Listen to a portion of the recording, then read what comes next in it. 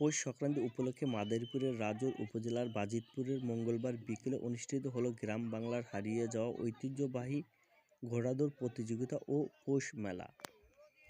ঘোড়াদৌড় প্রতিযোগিতা দেখতে ও পৌষ মেলায় জেলার বিভিন্ন স্থান থেকে হাজারো দর্শকদের উপস্থিতিতে মাঠটি কানায় কানায় ভরে যায়।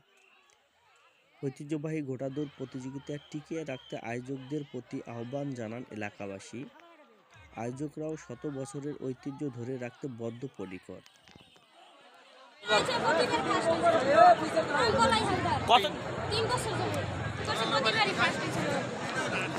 অনেক পূর্বের থেকে ঐতিহাসিক এই ঘোড়দৌড় আমরা প্রতি বছর অংশগ্রহণ করি আর আমরা ঘোড়া নিয়ে আসি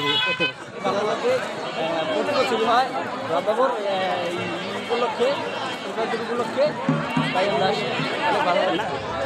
আমরা এই 50-60 বছর ধরে আমি এই সংক্রান্তি করতেছি ঘোড়া দাবল দেখতাম 50-60 বছর। এটা সাধারণত সংক্রান্তি মাসে হয়ে থাকে। এটা বাংলার একটা ঐতিহ্য। এখানে ঘোড়া দাবরের প্রতিযোগিতা করা হয়। এখানে বিভিন্ন ধরনের দোকানপাট ওঠে, বিভিন্ন ধরনের মিষ্টির দোকান আরও খেলনার দোকান ওঠে। এখানে আমরা সবাই, আমি আমার বাবার সাথে এখানে ঘুরতে এসেছি, আরও অনেকে এখানে এসেছে। এই উৎসবটা ঘোড়া দৌড়টা আসলে অনেক মজাদার। ঘোড়াদৌড়টা আসলে অনেক মজাদার। এখানে প্রতিযোগিতা করা হয়, বিভিন্ন ধরনের আয়োজন করা হয়। এটা আসলে একটা বাংলার ঐতিহ্য। ঘোড়াদৌড় অনেক ভালো লাগছে। তারপরে ঘোড়াদৌড় দেখলাম। ঘোড়াদৌড় প্রতিযোগিতা খুবই ভালো। আমাদের এলাকায় বিশিষ্ট ঘোড়া দাবর এলাকার গণ্যমান্য ব্যক্তিরা সবাই আসে, দূর দূরান্ত থেকে অনেক লোক আসে। এটা একটা ঐতিহ্যবাহী ঘোড়া দাবর। অনেক বছর যাবত এখানে এই ঘোড়া দাবর হয়ে থাকে। আর এই ঘোড়া দাবরে অনেক দূর দূরান্ত থেকে অনেক লোকজন আসে। আমিও আসছি আমার ননদের বাড়ি থেকে। এখানে আসলে অনেক আত্মীয় স্বজন বন্ধু বান্ধবের সাথে দেখা হয়। অনেক দূর দূরান্ত থেকে লোকজন আসে। সবাই এটা খুব উপভোগ করে। মাঠে 200 বছর হয় এই ঘোড়া দাবর চলতেছে। আমরা খুব গ্রামবাসী যারা আছি তারা খুব শৃঙ্খলাভাবে এই ঘোড়া দাবর চলতেছে এবং কোনো জায়গায় কোনো ধাই ঝামেলা হয় না। আমরা বরিশাল থেকে এই ঘোড়ার দৌড়, এটা গ্রাম বাংলার ঐতিহ্য। গ্রাম বাংলার ঐতিহ্য দীর্ঘ 200 বছরের ঐতিহ্য আমরা জানছি এবং এখানে আসছি। বেশ অনেকগুলো ঘোড়া এখানে দৌড় দিল, তো খুব ভালো লাগলো। যেহেতু গ্রাম বাংলার একটা ঐতিহ্য, এগুলো অনেক সময় এখন হারিয়ে যাচ্ছে, অনেক এলাকায় হচ্ছে না। তারপরে আমাদের কাছে খুব ভালো লাগছে। আমরা বরিশালের থেকে এখানে আসছি এই ঘোড়া দৌড় দেখার জন্য। ধন্যবাদ।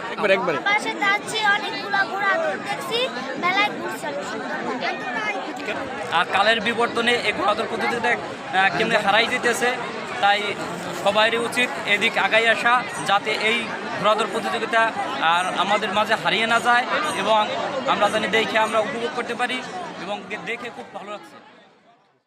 আমরা এই 200 বছরের ঐতিহ্যবাহী ঘোড়াদৌড়, এই ঘোড়াদৌড় অনুষ্ঠানটা আমরা অগ্রদূত ক্লাবের মাধ্যমে পরিচালনা করি, যেখানে আমাদের অত্র এলাকার সমস্ত জনসাধারণ সম্পৃক্ত থাকে।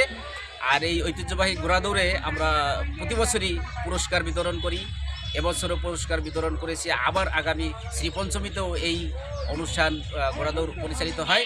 আমরা সবাই সম্পৃক্ত হয়ে এই ঘোড়াদৌড় অনুষ্ঠানটা পরিচালনা করি, যে কারণে আমরা সবাইকে একতাবদ্ধভাবে শৃঙ্খলা রক্ষার্থে আমরা অনেক সময় প্রশাসন ব্যবহার করি, আবার নিজেরাও দায়িত্ব পালন করি। এটা কবিগুরু রাজেন্দ্র সরকারের আশ্রমই এটার মূল কেন্দ্রবিন্দু এবং এই আশ্রমের থেকেই এই অনুষ্ঠানটার সূত্রপাত। এরপরের থেকেই আমরা কবিগানের আগে এই ঘোড়াদৌড়টা প্রতি বছর কয়েকশো বছর যাবৎ এটা হচ্ছে।